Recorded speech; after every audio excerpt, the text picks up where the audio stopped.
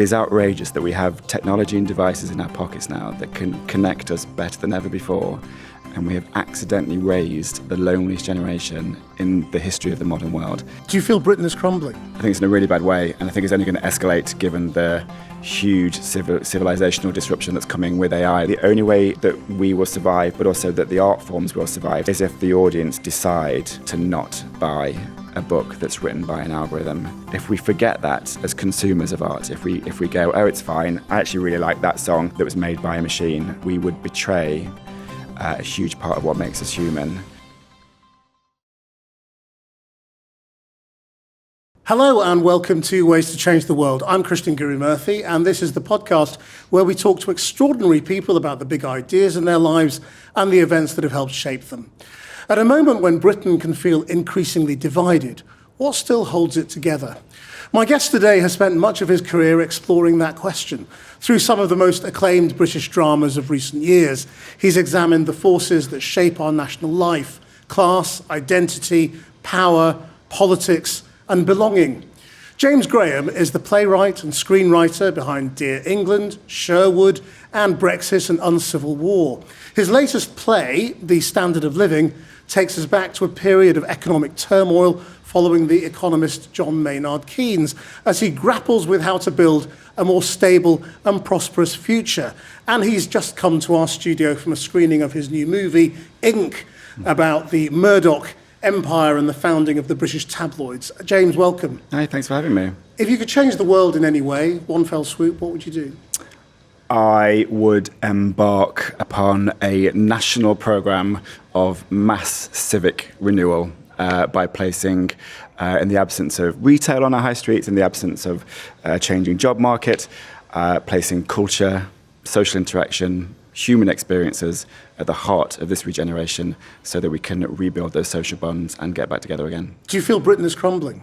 I think it's in a really bad way, and I think it's only going to escalate given the huge civilizational disruption that's coming with AI that's only going to exacerbate these problems of our fragmentation from one another, the collapse of our public realm, the changing rhythm of our life, which means all the things that make us better people, healthy people, less depressed, more inspired, more prosperous, more productive, which is human interactions and engaging in social rituals, often around culture and events. It can be the World Cup, it can be a ballet, it can be bingo. These things are almost the cheapest things we can pay for in our society, and yet they are crumbling around us, and we need, I think, both a top-down but a grassroots mission, a national mission. We can do this. We can absolutely get it back together again. I mean, what does civic renewal mean, to you? Is it about taking us back to somewhere, or is it about taking us forward to something new? I think that's really important. Yeah, you accidentally sometimes fall into the language of grievance, don't you? Resentment, all the things that have been taken away from us. It can't be that. It's got to be. I mean, I look back very fondly at my sense of place where I grew up. I grew up in a former mining village in North Nottinghamshire.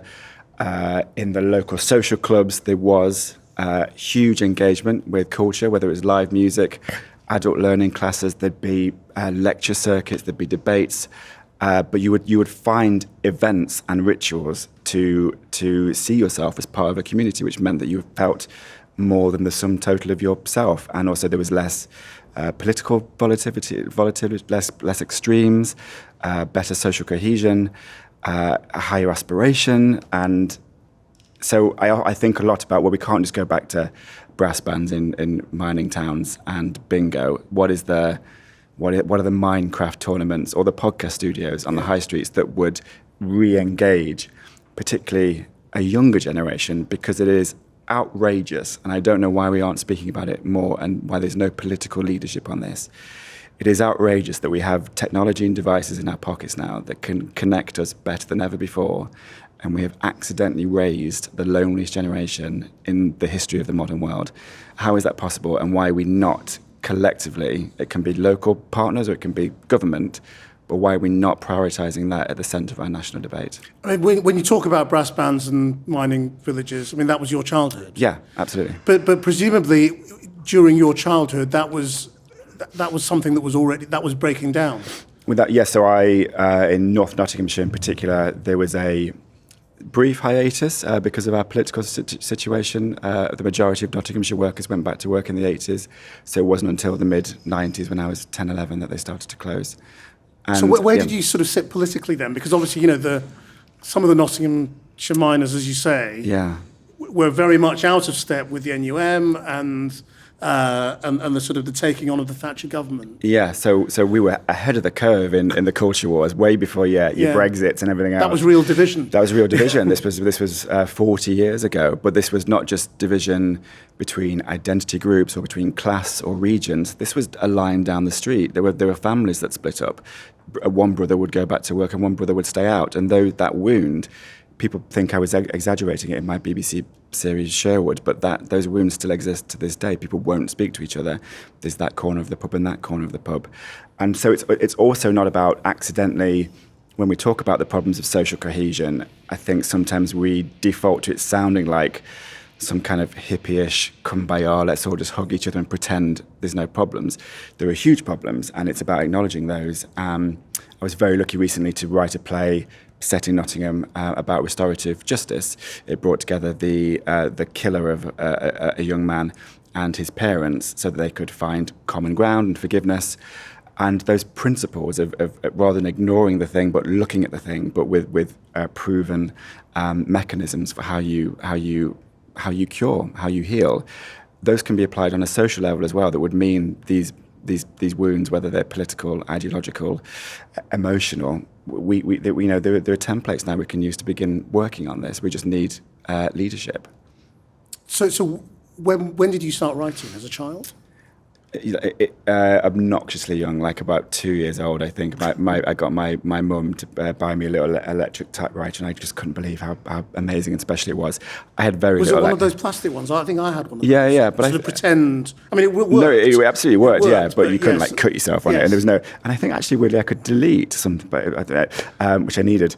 So there was very little access to sort of live arts and theatre where I grew up, but telly, TV dramas and books. I was that lucky child who had parents that read to them, and as we know, that can be transformative for the development of your brain and your emotional senses. So yeah, I just loved losing myself in stories. I was more shy and introverted than I probably wanted to be, and I was not sporty at all, even though I just wrote a drama about football.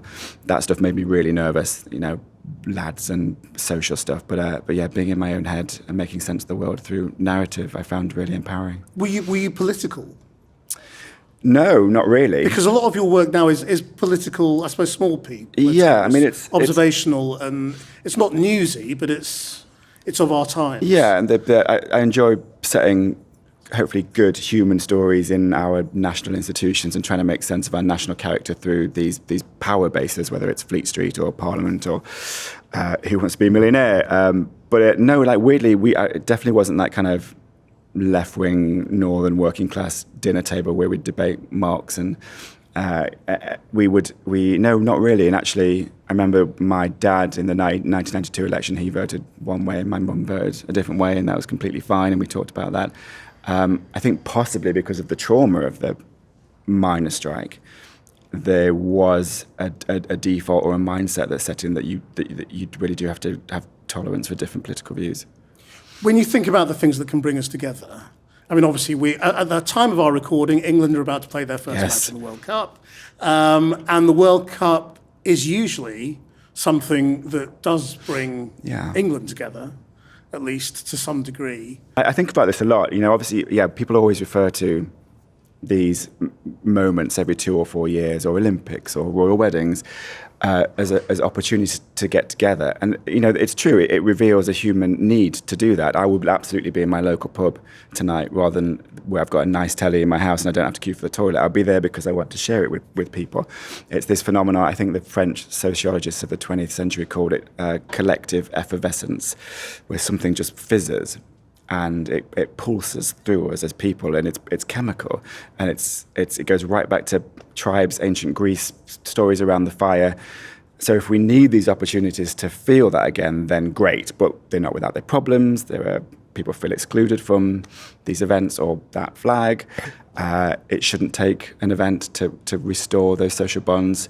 Where do they go once we get kicked out of the tournament? How can we make that a more everlasting impulse, either through policy but also personal responsibility? I'm as guilty as anyone of losing 2 hours an evening doom scrolling on absolute crap on my phone and feeling the disgusting weight of that lack of nutrients in my brain when I could have gone and engaged more healthily with a neighbour or a friend. What do you think the flag is going to mean to us in this tournament? You know, I mean, this is something obviously you've addressed in Dear England with Gareth Southgate's take on what the flag means for the team. But obviously we're in an era in which flags are hung from lampposts by people who claim that this is about national unity and pride in the flag, and to other people it is intimidatory and anti-immigrant. And the flag is more complex, it feels, in 2026 than it was a couple of years ago. Agreed. And it's going to be both those things. And I don't know how you separate that. It's absolutely okay as far as I'm concerned. And I come from, I think, the kind of tradition that Keir Starmer was trying to find a language for or tap into, that kind of not nationalism, but kind of working class patriotism, where it's often quite frustrating to me that I grew up in a impoverished area that had a right to be angry at the injustices and the inequalities in society, and yet maintained a level of pride of place, pride of community, pride of heritage, and pride of country. And there is sometimes, this is a sweeping statement, but a knee-jerk reaction from my left-wing middle-class friends in London that find that very small and parochial and problematic. And I get that. I'm never going to deny the experience, particularly of a vulnerable, repressed minority, where that symbol has been weaponized against them and they feel excluded and they don't feel safe. And that's appalling, and they should feel that. And we should work together to be reclaiming that from the toxic voice that don't want us to be, they don't want us to be together. What do you think we could learn from Southgate and Dear England when it comes to that? I mean, basically everything. I think he's the role model of the 21st century for me, and I don't say that lightly. I think he's one of the very few national figures that has done two things. One, improved something that was failing. I can't think of a single other project metric that was going down and that's gone up, except the improvement of our men and our women's national football team. And he did that not in a way that was divisive, not in a way that was cruel. He did it in an inclusive, kind, decent way that actually achieved real fundamental change by asking deep, often uncomfortable questions, engaging in proper introspection, and looking at the problem with honesty and kindness rather than pretending it didn't exist. Before Southgate, as you remember, most managers arrived and they just sort of quickly tried a quick fix. They give it a lick of paint, put the players in the right position and hoped that it would do better, and it never did. He was really happy at taking a risk and undoing everything and looking at the culture, the environment, the story, the personalities, the mindset. And in so doing, we've had the best series of results we've had since the 1960s. So it wasn't only good and kind and great, it also worked. And do you think his exercise of asking his players what the flag meant to them is something that we could repeat on a national level? Without question, yeah. He asked, he brought in professors and sociologists, symbologists, historians to speak to these players and make them feel like they understood the story that they were telling when they put on that shirt, what the national symbols were, the three lions, and so they felt empowered by that, so that they could then start writing, in his words, writing a new story, which they did. And Raheem Sterling's England is very different to Phil Foden's England. But once they worked that out, there was a cohesion that took place, and we saw it in Russia 2018, the first tournament. They started playing better together because, unlike the golden generation, where they didn't feel like they knew each other or that they could trust each other, these guys felt they were part of the same story. So do you have a thought on why it is, when we clearly hanker for this unity and this being together, even if it's just in the pub watching a match, why we also so easily fall out and divide? I think there are so many forces against us. Some of those are obviously digital. We are the places we gather now online, as we know, are algorithmically designed to outrage and put us into these silos of difference. Empathy is a natural human thing that we used to generate, but you can only really generate empathy when you're sat opposite somebody and you see the wound that insult causes behind their eyes. You see the impact of the harm you're causing on that person. You're also vulnerable yourself because you're not editing and censoring your post. You're exploring it as you speak, like I'm trying to explore my thoughts now in front of you, and that exposes things about me because I'm having to be vulnerable and not just come with pre-prepared answers. So you get to know me a little bit and I get to know you. So you have meaningful engagement where you can trust each other. And if you don't have trust on an interpersonal level with people, but as we've seen, particularly with younger people, the collapse in trust in their neighbours, in their council, in their country, has mean there's this mass civic disengagement. Yeah. And instead, they're finding alliances online. And confidence. I mean, it's very striking to me that last week we did a discussion with some teenage girls about this social media ban. Yes. And they were very upset about it because they said they couldn't go outside. It was too dangerous for them to go outside. God, really? And so that the only place they could socialise was online. They lived in a city, or they lived in Epping. Okay. And I said, well, are you really saying you can't go outside at 4:00 in the afternoon in Epping? And in a group? Yeah. And they were saying, oh, yeah, I mean, which I found really shocking. Me too. And I don't know how much of that I trust them if that's their lived experience. And it's awful being young. You do feel like that you're a target for a lot of unwanted attention. How much of that is just the narrative that's set in about that don't match the measurements and the evidence, but I'm not going to deny them if that's what they feel.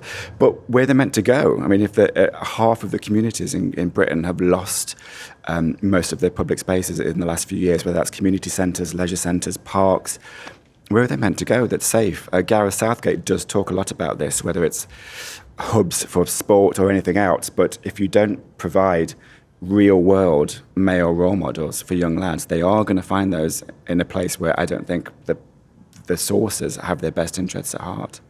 I mean, one of your big causes, if you like, in your public speaking has been about working class access to working in drama and the stage. I mean, you raised this a couple of years ago in a big speech in Edinburgh. Has anyone done anything to tackle it since? A bit. The problem has my sympathy because it is really hard to identify it. Like, how are we defining class? I have all the shame that comes with having left my hometown and improved my economic circumstances. So I now qualify a huge part of my identity and my culture and my values by saying I'm from a working class background. But you would never have to say you were less Brazilian or less Catholic or less gay. It's not just an economic condition. It is about your behaviours and your DNA. But I have to deny it because it gets people mad if I say I'm working class now, and I understand why. It's hard to see it when it's not there. It's more easy to identify the other very necessary underrepresented areas of our culture when it comes to people who don't get to tell their story, whether that's ethnicity, disability, gender. So how do we define it? There's also just, and I think I said this in my lecture in Edinburgh, there is a weird squeamishness about it. We get very uncomfortable talking about it. And therefore, I'm absolutely convinced, despite my protestations, that, for example, in BAFTA discussions of who should get the award, they will take into account some protected characteristics around identity, but none of those will be about class.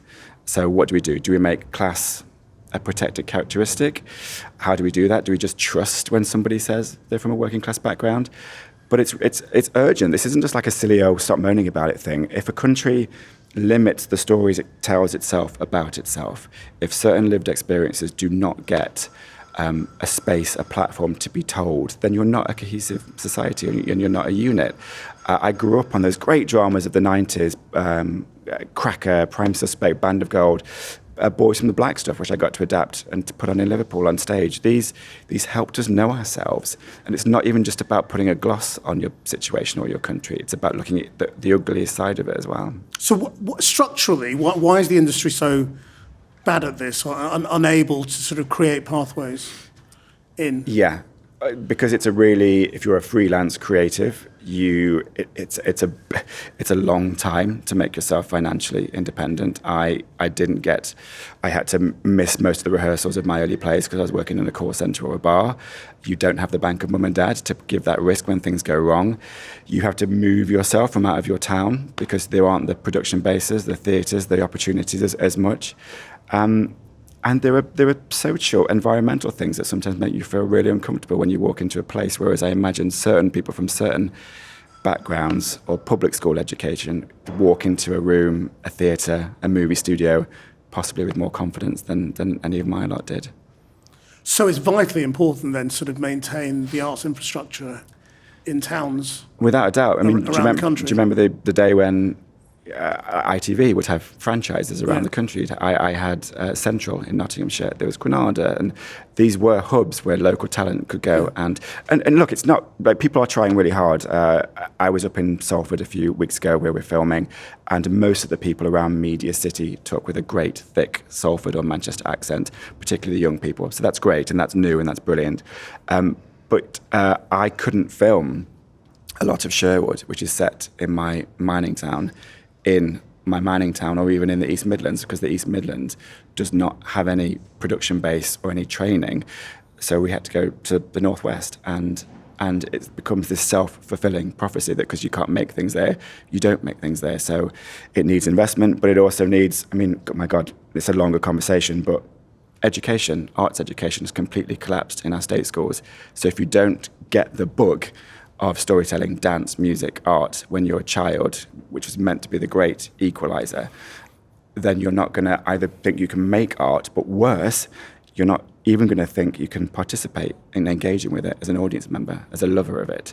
And that is... When you say it's collapsed, what do you mean? I mean, you mean they're not doing it? They're not doing it measurably. Over the past 12, 13 years, we've lost thousands and thousands of drama teachers. They're not doing as many school plays. The resources that have diminished. The amount of hours given to the humanities have obviously collapsed, but also the uptake of GCSEs and A-levels has completely collapsed because of the changes to the EBAC, which tells you that without an art subject in the core curriculum, that it has no value. You're being told as a parent in particular to tell your child not to do a drama GCSE because the school is telling you it has no intrinsic value and there's no career available for you anyway. How much of a problem do you think the audiences are as well for theatres? I mean, it's a cliche, but it's always true, and I always think it when I go to the theatre. I look around me, and I'm surrounded by relatively wealthy, white, middle-aged people. It's a problem. In certain situations, it's getting better with Dear England. The reason why we made that play about English football is to attract a more popular audience to it, and it was brilliant. We had thousands of particularly young people who came to see their first ever straight play in the West End, and they'd wear their club football top and they'd dance at the end, and that was really important. We took that play on tour. On the road, it was much harder to sell because the habit of buying tickets for new work that's not based on any IP is a massive problem. And this is not quite the question you asked me, but I do think we are in a massive crisis of the new. Basically, we are whether it's whatever shows are being commissioned on our streamers and our TV channels, which is now often based on books or movies or remaking existing IP. Or I think when I open my play in the West End this autumn, it will be the only new play that's running there that's not based on a 90s movie or a book. And that's a problem. It's not just a problem for artists. What are the stories that we're not telling? What are the worlds we're not shining a light on? But do you think that's because audiences have become, very cautious and they want things that are familiar if they're going to go and spend money on it? Yeah. Or is it that the backers and the business people are saying we're not going to take risks on things that are new? It's both, but it is harder to sell new work, which means audience patterns have changed, and I'm not blaming them. I'm an audience member. My patterns have changed. In a cost of living crisis, you are more likely to go let's treat ourselves to the musical about that movie we like watching at Christmas than you are a play about a story you've never heard of and a writer that you don't yet know. But that is going to create a huge crisis further down the line because the pipeline is going to dry up. And it's romantic, but I politically believe that, if you go back to ancient Greece, it was getting people together in a space that first created the conditions for democracy. Theatre came first, and then democracy after that. Democracy was a story we told ourselves in the theatre, and then we tried to make it happen. If we aren't telling these stories, we're going to get less confident, we're going to get less cohesion, and we're going to know ourselves less. And I think that's... But I get it. Like, my God, I don't know why. I wish, like, the Germans probably have a word for this, but I sit down sometimes with my streamers, and I know I should watch the new movie, or I know I should start the new 12-part series that everyone's raving about. And for some reason, my eyes wander to that comedy I've already seen, and I could quote verbatim. And I don't know what that is. And that is a new feeling, but I'm sure it's something, yes, cultural, yes, habitual, but it's like chemical. I mean, it's got to be all connected to this network of instruments and forces that are telling us to stop making and engaging with new and different work. I mean, God, the whole you like this, so you'll like that culture is disgraceful, really. Where's the new? Where's the surprising? Where's the dangerous? I mean, it might be that there is a different role now that watching TV is playing in our lives. I've talked to my daughter about this, who's 20 years old, and it was constant, I will come in and constantly find her watching episodes of Friends or Modern Family that she knows backwards and can recite. And I keep saying, why aren't you watching that new thing? And she'll say, because I will watch that new thing, but right now I need this for comfort. Of course. This is emotional comfort. Yeah. In a stressful day. Look, I like the world's not great, and there is a value to escape and to calm and the familiar and the reassuring, but we have to get ourselves out of it. I mean, we have to, either as parents, as individuals, as schools. If you read a book from a young age, you learn skills, emotional skills. Your brain patterns develop so that you can be more articulate. You can imagine and create yourselves. In the age of generative AI, which in its very essence can only replicate and reproduce, it cannot invent. We're going to need to maintain that human capacity to invent and create.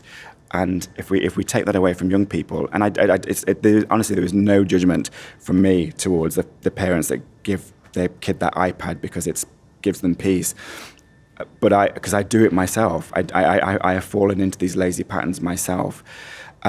There's a great book that people should read. It's by Daisy Fancourt. It's about art and its health benefits. It's from some studies from the UCL. And I can talk to you about like the social benefits of art in regenerating town centres and making us more of a community and forming social bonds and increasing our sense of belonging. But there is now concrete evidence about what it does on a personal, physiological, even biological level as well. If you engage with any culture regularly, whether that's going to a museum or a gig, you halve the risk of depression in young people. In the older population, the vulnerable population, if they have existing health risks, Alzheimer's, dementia, I think you lower the early mortality rate by about 30% if you provide regular activities through hobbies or creative activities, reading, bingo, talks, whatever. And this stuff is so cheap. And the cost of retrospectively paying for social care, health problems, crime, mental health problems, well-being, the collapse in a young generation's ability to work or want to work or feel able to work, it makes absolutely no sense to me. And we should, if Keir Starmer was looking for a project around harmony and confidence and well-being, it's right there. It's laid out. We could do that right now. The evidence is there. We just need to get over ourselves that this stuff is woolly, nonsense, progressive crap. It works, and it will make us all happier, better people. So your new work about Keynes, I mean, it's kind very of an apt. odd thing to say. Someone's doing a play about this economist. Why and what is it? Surely you're really excited about it. I am, but yeah, I mean, I'm wondering how you're going to sell it. Yeah, me too. Yeah, trust me. Like, I mean, I've taken mischievous delight in trying to take really unlikely subject matters and try to make them popular, like aggressively popular. And sometimes I don't think I always get that balance right in my approach. I try to have substance and ask big questions about our national life, but I really, really unapologetically want it to be entertaining. I want people to laugh, I want them to cry. I want total theatre where there's music and dance, because I just remember the place where I grew up where I didn't have that theatre. So can I sex up Keynes? I think I can, because he's a remarkable guy. I mean, his worlds overlapped with, he worked at the Treasury during the First World War, but he was also part of the Bloomsbury Group set, so he was engaged in way before Gen Z, gender fluid, open polyamorous relationships. He slept with men, he married a woman. He believed, and why I find it beautiful and hopefully ripe for a play, is that yes, he was an economist, yes, he believed in fiscal responsibility, countries not getting into debt, unless you had to. But what he valued was happiness and living a good life, and he tried to factor that into his metrics of what made meaningful growth in the economy. It's not just GDP; it is what gives you value in your life, and can we factor that into our economic decisions? Which sounds obvious now, but that was heresy in the early part of the 20th century. And his whole flipping upside down of the classical model of, rather than saving in a recession, austerity, and spending in the good times, you spend in the bad times and you save in the good times, which is what we did in the 1945 New Jerusalem, which meant we got the health service and free education and the Arts Council. So I'm pretty romantic about that golden age of I know it wasn't perfect, but the intellectual framework that he provided for the things I think most people still value in this country that came from that experiment, I think is worthy of theatre. And do you think current politics is worthy of theatrical writing, or is it too bland? I mean, if you think our criticism of politics and politicians, criticism of Starmer is that he's not a good communicator, he's not charismatic, he's not. The politics is boring unless it's from the extremes. Yeah. And that's why the far left and the far right are doing very well at the moment, because they're better performers. Yeah. If you like. I mean, they definitely are, and it's obviously not just the lack of a strong messenger that's the problem with the current project, but I definitely think it's worthy of theatre. But I did a play called This House about the 1970s hung Parliament, and you look back at the figures in that government and that opposition, people like Dennis Healey, Shirley Williams, Howard Wilson, Jim Callaghan, Margaret Thatcher, great ideologically driven, mission-driven national figures who wanted to change the world, and were actually pretty bullish about making that case to the country. And I think that's what people find unsatisfying in our current national discourse. I'm sure you must find it more frustrating than almost anyone else when you're sitting in front of a minister and the talking points come out, and for the fifth time we hear, look, I've been clear from the very beginning, people up and down this country want to get on with the job of getting up. It's anemic and unsatisfying, and for all my, growing up in a mining village that was hollowed out, for all of my ideological questions about Margaret Thatcher, when you watch those interviews with her as she was the leader of the opposition, making her case, and at the time a very unpopular case, it's sort of extraordinary. And she goes, I know you're not going to want to hear this, but I believe it. And if you don't agree with me, then don't vote for me. And that rigor of making an argument and making a case and setting out your stall, I think has completely vanished. Yes, I mean, whenever people say we need to be better at telling our story, my reaction is always, you need to have a story to tell. Without a doubt, yes. And I agree with you. I think that's the basic problem. That is the basic problem, which is bizarre, because there is so much to do. There is so much to get done in terms of the things that aren't working, a country that's fundamentally not working. And And even though this current government might argue very recently, we saw a lot of those metrics incrementally start to turn around, and that was always their philosophy. They wanted to not be big, soundbitey storytellers that rested on slogans. They wanted to quietly get on with the job of government.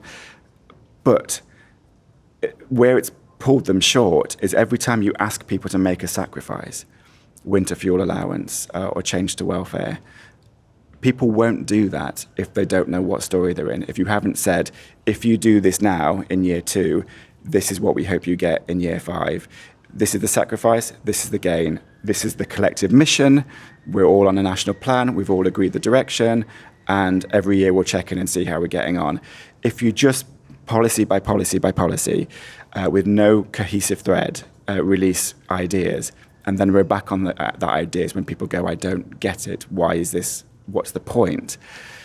Then actually, for all the seemingly innocuous sound to that criticism, they're bad storytellers, it goes to the heart of the failure of the project, because they couldn't get it done. And I think people think we mean, oh, you mean Spin, you mean Alistair Campbell, you mean how the populists are just good at banging the drum and inciting their base and whipping up a feeling. I don't mean that. I mean, not a single civil rights movement, not a single political struggle has ever succeeded in the 20th century without someone standing at a mic and going, let me tell you a story. Have you been asked to help? Have people tried to enlist you? It's like sort of informally. Like sometimes I've been in those circles when I'm researching and things, and I've been part of semi-part of those conversations, but I haven't completely known what the answer is or what to do. I've got my theory about 5-act structures and having a long-term plan. I've got my theories about how you change the language of discourse so it doesn't default to those empty phrases, because in the vacuum of that's been filled by, I think, some quite dangerous people who sound like they're speaking truth to power and sound authentic, but they're just filling a vacuum. Why do you think they're not? Do you mean Farage? Or? Yeah, the populists, yeah. And sometimes they are, and they do feel more natural in the delivery, because I guess they've had the luxury of being on the outside for so long, and it's only now they're feeling the responsibility of putting their words into action. But also they've one of the most successful political narratives of the last decade that the right have completely nailed, and the populists have, is selling this idea that if you're on the left or the centre left, then you are the elite, and if you're on the centre right, you are a man of the people. And maybe there is some truth to that, those cultural divides that have emerged. But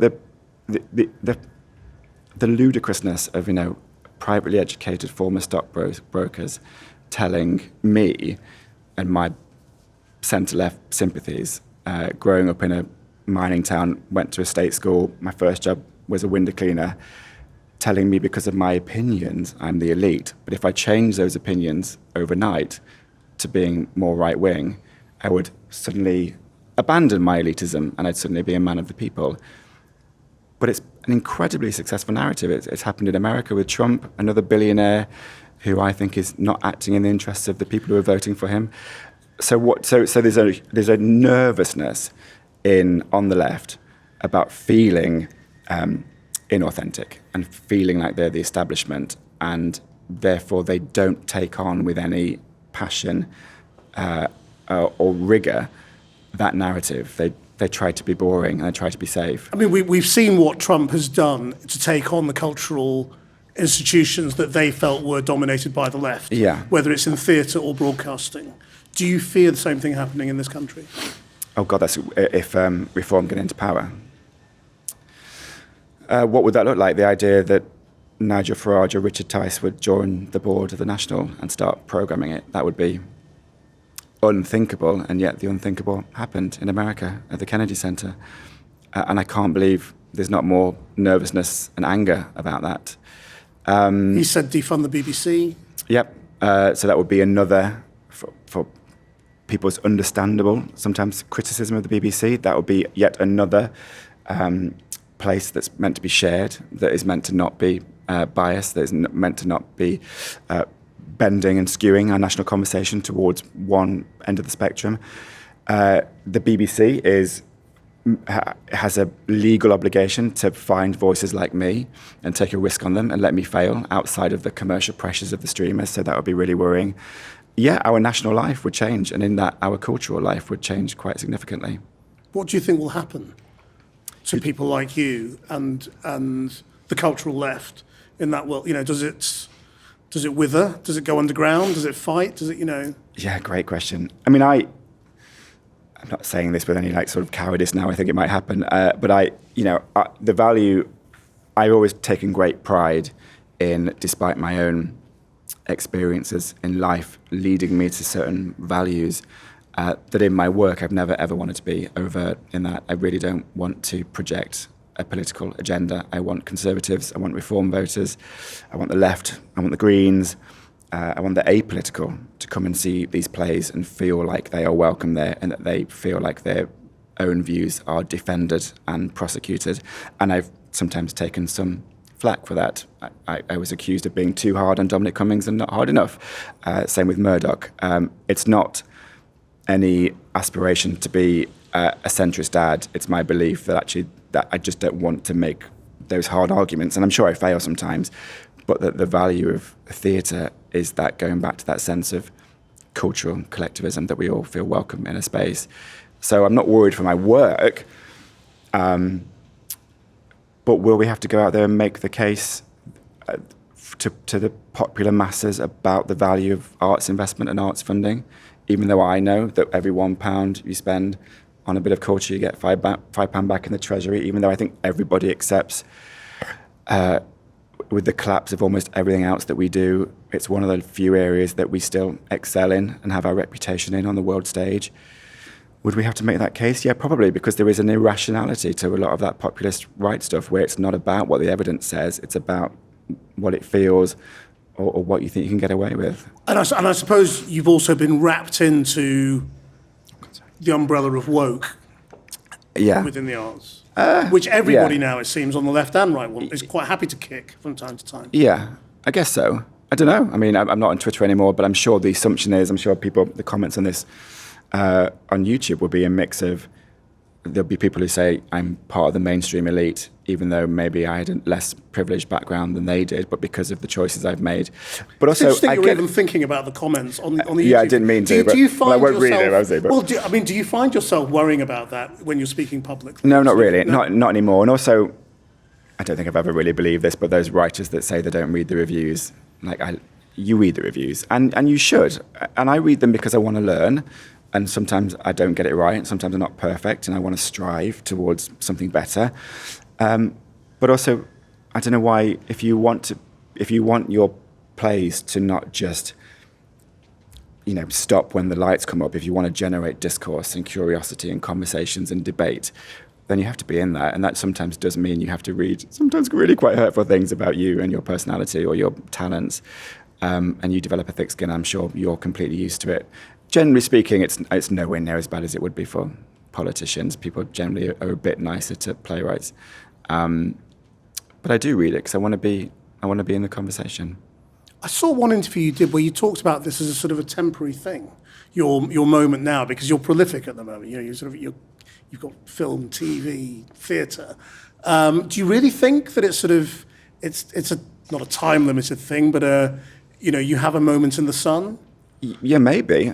I mean, you look at, the recently passed away Tom Stoppard, who was writing until his 90s or 80s, and it is possible, but I think you always have to assume that trends will change and that maybe people won't want plays about government whips or economists anymore. Do you have a thing you want to achieve while you have your moment in the sun? That's a great question. That's a great question. I don't know. I mean, I felt so lucky to be able to tell a Nottingham story recently. It was called Punch. It was this play about restorative justice.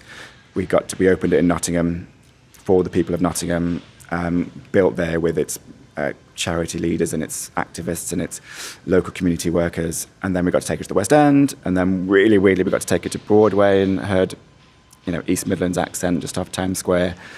That felt really meaningful and moving to me. And I guess what that made me remember, and I genuinely don't say this in an attempt to shift the comments on the YouTube clip or to celebrate. I say it because we need these positive stories in particularly theatre, where there's lots of negative stories about high ticket prices and who's allowed access. We, the producers, and I as a writer, gave away all our profits in the West End for that, so that we could get school trips in. I was able to then pay for a bus trip down from Nottingham from school there for their first trip to the West End. We're now able to do a schools tour with that money, so we can sell the story again for free into places that I think need to hear it. And that reminded me in a very Keynesian way of where I come from and what my values are. And it's never been about glory, or certainly not money. It is about remembering what that first time I felt in a school theatre, watching a play as part of a community, just what it did to me. And so I'm furiously existentially worried about AI and how that will both destroy jobs but also change the habit of people experiencing long-form art and drama. You think it will actually replace? I don't. Well, it's up to writing? the audience. I mean, it could. There's pretty strong union regulations, but I don't feel the political will to fight for us.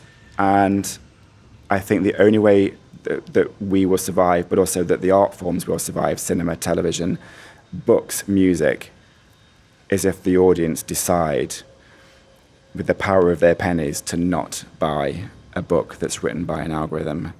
If they, hopefully, and I'm sure they will, because I'm one of them, I know that the reason why I cry when I listen to an Adele song, or I feel less lonely when I read a book in bed, is because a human has done it. And it might be flawed, it might not be the most efficient, it might not be perfect, but it is the translation of someone's experience, which makes me go, oh yeah, I felt that. And I've done that, and I felt shame about that. And it makes you feel connected to something, going back to our very first point. And if we forget that as consumers of art, if we go, oh, it's fine, I actually really like that song that was made by a machine, I can dance to that, I think we would betray a huge part of what makes us human, and risk ever escalating threats to what give us a sense of belonging in this world. Yeah, I mean, we'll have to take conscious decisions, won't we? I mean, it's interesting that parents are now taking conscious decisions to prevent their children having access to smartphones until they're 15, 16. I would always advocate for national plans in a Keynesian way to try to encourage access to art in schools and in communities. But ultimately, I think you're right. It is about personal responsibility, reading that book and picking that new drama instead of that old one. And look, we know it in our bones. That's why tonight we're going to feel it again when we watch an England match together. We know the value it gives us. There were just so many forces trying to make us forget. And I suspect, and I really believe, to your point just then, there's a whole generation now actively choosing to go to the cinema. And actually, because of the conversation we were having in the last few months about the collapse of books and reading amongst younger people under 25 has started to tick up again. So trends can reverse and they can change, but we just need to keep talking about it and banging that drum. James Graham, thank you very much indeed. Thank you. Thank you for joining us. You can watch all of these interviews on the Channel 4 News YouTube channel. Until next time, bye-bye.